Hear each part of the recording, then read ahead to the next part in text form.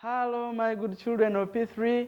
Welcome back once again for a science lesson, and this is lesson 20. So in lesson 19, I left you with an activity, and I'm going to go through that activity very quickly. I know you did it and you passed all the numbers. So when I'm passing through, I go very fast because we learned the work well, and I know we did and passed it. That's why sometimes I tell you, if I read something and say, go and revise your notes to see the answers and make your own corrections. Number one, dash is when food gets into contact with germs. That is food contamination. Food contamination is when food gets into contact with germs. Number two, mention any two ways food can get contaminated: by leaving food uncovered, by eating food with dirty hands, by preparing food in dirty places, by serving food in dirty utensils, and so many others. Number three, apart from diarrhea, list any three diseases one can get when he or she eats contaminated food. We have cholera, dysentery, and typhoid.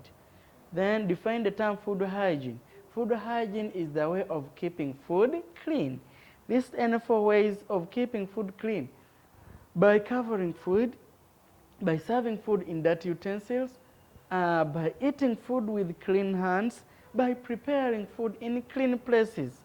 So you can go and read through the notes. Why do we need to keep our food clean? To prevent diarrheal diseases. And that is that. Now, my good children, in our lesson 20, we are going to look at food preservation, ways of preserving food. These ways are in two groups. We have the modern and the local ways, so we are going to look at them also. Then we are also going to mention reasons why we should preserve food. And we are going very fast. Session 1, food preservation. What is food preservation? I'm going to give you 2 minutes to come up with a definition. When someone talks about preserving food, what does it mean? What is food preservation? Just 1 minute to read that definition. Okay? I think you are done, and I told you when we are trying, before writing the real work, we do this in a separate book. Just you call it rough work, maybe. Then such that the other one is organized with only the activities. You write the heading and you do the activity, just that. Don't mix this, it becomes so fun. I looked at some books last weekend. So tomorrow I may be at your place looking for those books. And that's what you should do. Can you compare your answer with mine? What is food preservation? Food preservation is the way of keeping food for a long time without going bad. What is food preservation?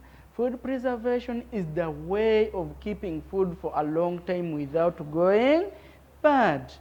Is there any new word spell here? Nothing. Keeping food for a long time without going bad is known as food preservation. Okay? Session 2. How do we preserve food? In 2 minutes, can you write for me some ways that you know of preserving food? Okay, I think you have more than even 10. Now, can you compare your list with mine? How do we preserve food? 1, by salting, by smoking, by sun drying, by tinning, by refrigeration, by pasteurization. So those are some of the ways. Tinning is also known as canning. So if you have canning, don't say you have canning separate, then you have tinning separate. They are the same. So we can say by tinning or we can say by canning. Then we have refrigeration and we have pasteurization. We have pasteurization. So those are the ways of preserving food. Now these ways are grouped into 2. We have what we call the modern methods of preserving food, then the local methods of preserving food. The local methods are also called traditional methods. So we can say mention any two traditional methods of preserving food, or identify any two local methods of preserving food. We call them local. They were discovered, they were used long time ago, before coming of the modern science, before coming of modern knowledge. They were used by our great-great-grandparents to preserve their foods for some reasons that we are going to see. So how do we preserve food? Before we go to categorize them, these are some of the ways, pictures of those ones above.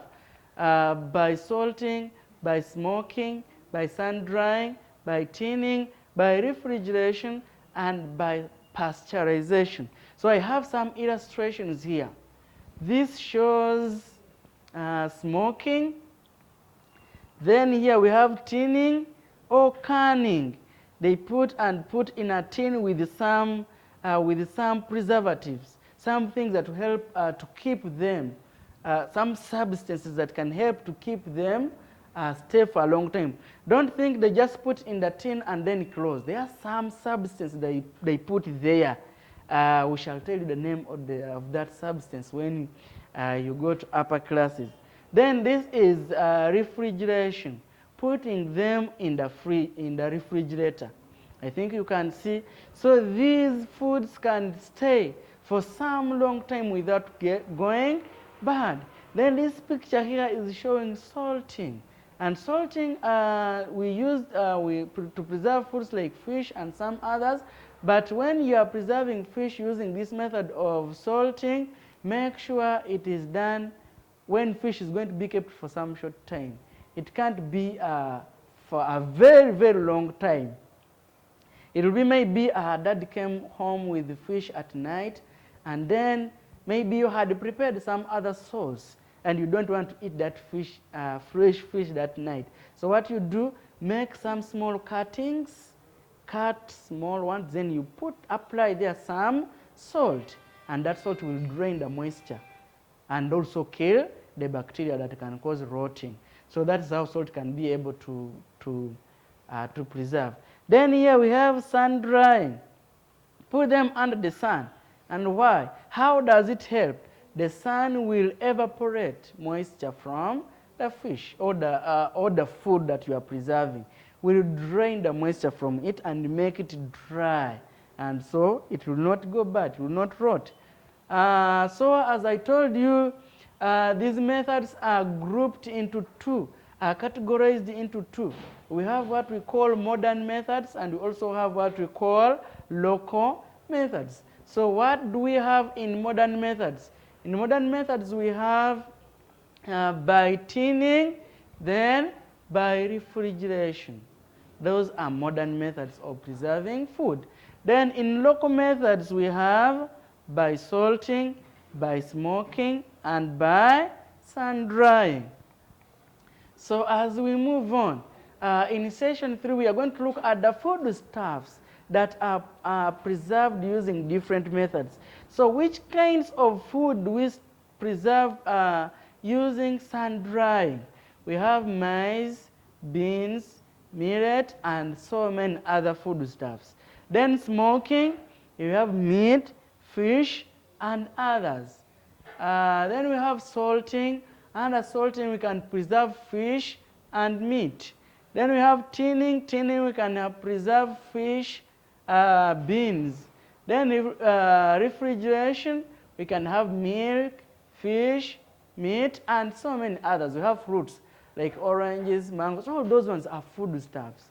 So you can add on the list. Then pasteurization. This is basically milk. Milk, the best way of preserving milk is pasteurization. Can we spell pasteurization? Pasteurization. P-A-S-T-E-U-R-I-S-A-T-I-O-N. Pasteurization. So what happens here when the milkman comes in the morning maybe, but you are going to take the milk in the evening, you try to put it on the charcoal stove and boil it. Then after boiling it, you put it down to cool. You put it aside to cool down, then you cover it. Up to evening, that milk will be safe. And that method is the one that we call pasteurization, and is the best method of preserving milk. Then in session 4, we are lastly going to look at the methods of preserving food. Why do we preserve food? Why do you think people preserve food? So can you think of them in 2 minutes and give them to me? Okay, I think you are done.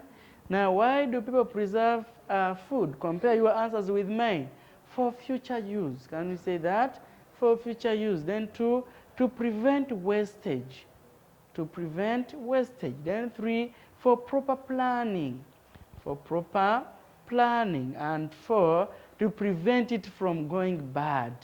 To prevent it from going bad. So those are the reasons as to why people preserve food. Now, children, I will take you a little behind. I've seen someone asking, how does sun drying help in preserving food? The answer is simply the sun dries moisture from the food, and that moisture will cause rotting. Likewise to salting. Salt drains moisture from the food, and that moisture can cause rotting. So what about refrigeration? How does it help in preserving food? The condition here will prevent the multiplication of bacteria that can cause rotting. When we put them in the fridge, because it is very cold, the bacteria that can cause rotting will not multiply, and so food will stay safe for some time. So my good children, I want to stop here by giving you this activity. That is our lesson 20 has stopped there, and so we are going to sit down and do this simple activity. When we come back, I will go through, and then we shall continue from there. Thank you for learning. Be good children. Stay safe.